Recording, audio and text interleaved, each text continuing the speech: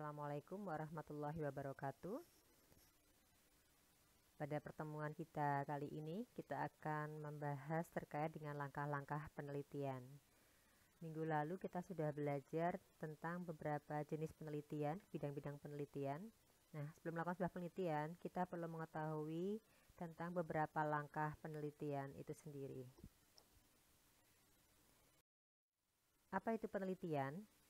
Penelitian adalah suatu proses, yakni berupa rangkaian langkah-langkah yang dilakukan secara terencana dan sistematis, sehingga mendapatkan pemecahan masalah atau jawaban terhadap pertanyaan-pertanyaan yang diajukan. Ada beberapa langkah-langkah penelitian, itu prosesnya mencakup 3 hal. Yang pertama adalah perencanaan, yang kedua pelaksanaan, dan yang ketiga adalah penulisan laporan. Pada pertemuan kita hari ini, kita masuk ke dalam proses perencanaan, karena dalam proses perencanaan tersendiri ini ada banyak hal yang harus kita kuasai sebelum kita melakukan kegiatan penelitian tersebut. Perencanaan sendiri adalah sebuah kemampuan menyusun suatu rencana penelitian yang baik. Ini merupakan separuh dari keseluruhan pekerjaan penelitian.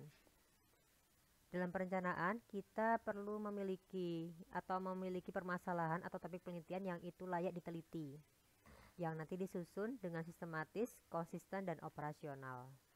Seperti apa rencana penelitian yang baik? Untuk menentukan penelitian ini layak atau tidak untuk diteliti, ini ada beberapa syarat.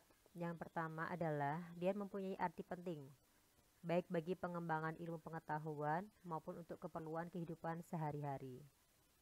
Topik penelitian yang layak diteliti ini mempunyai daya tarik, baik bagi peneliti sendiri maupun bagi masyarakat luas. Dan rencana operasional topik itu juga bisa dan mungkin dilaksanakan.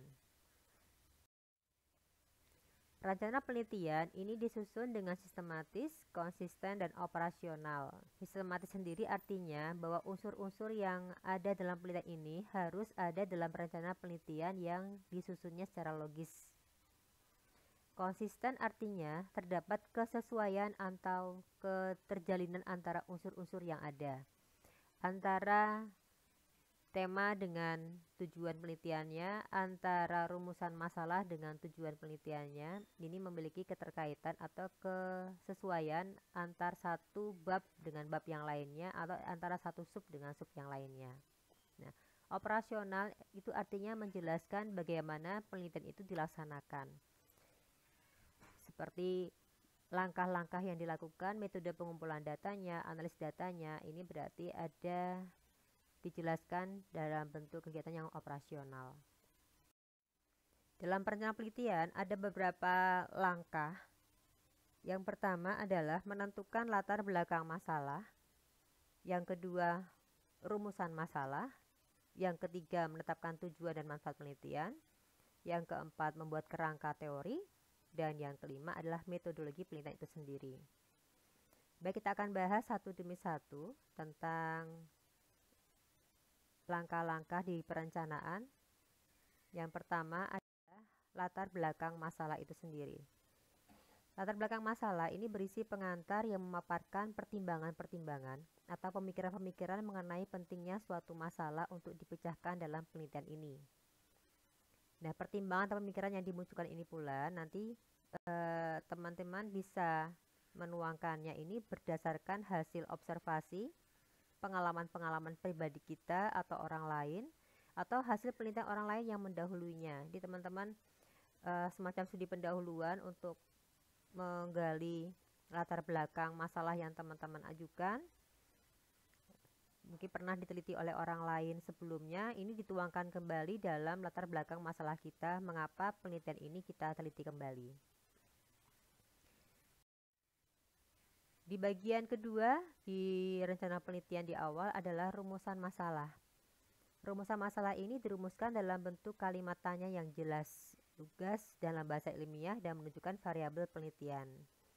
Variabel-variabel yang dimunculkan dalam rumusan masalah ini harus yang dapat terukur dengan data-data dari proses penelitian baik secara kuantitatif atau kualitatif, sehingga nantinya dapat menghasilkan kesimpulan yang lebih jelas. Adapun tujuan dan manfaat penelitian di dalam rencana penelitian ini Di tujuan penelitian ini berisi rincian tujuan penelitian yang ingin dicapai dalam penelitian. Penulisan tujuan penelitian ini harus secara rinci sesuai dengan jumlah butir-butir masalah yang dirumuskan di bagian rumusan masalah.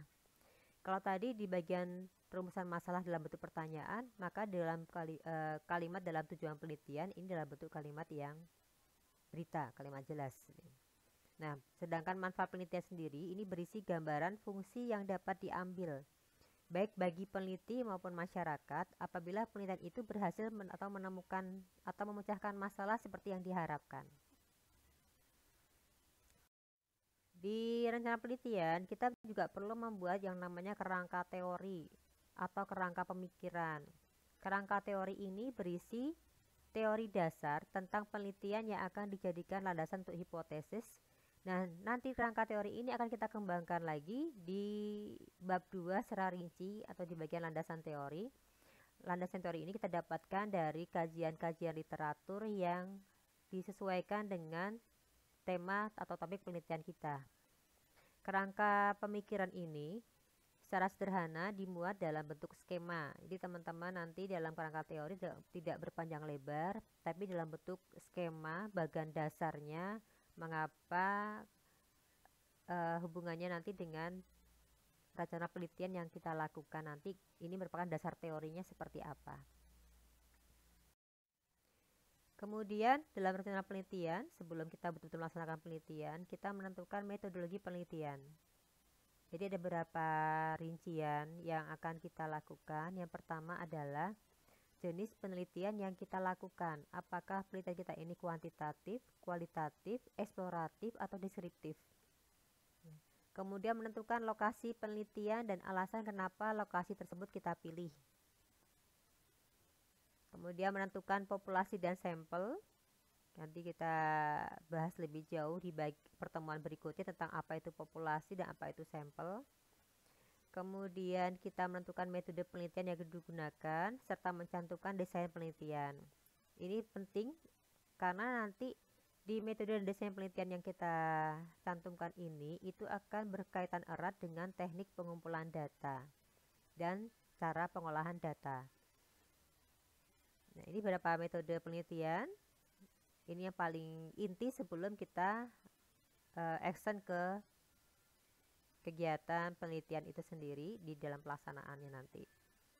Nah, teman-teman, itu beberapa hal penjelasan singkat tentang metode penelitian atau langkah-langkah penelitian di bagian perencanaan. Nah, coba teman-teman mencoba membuat latihan sendiri di bagian perencanaan. Coba kita buat atau teman-teman menentukan topik penelitian yang teman-teman ingin lakukan.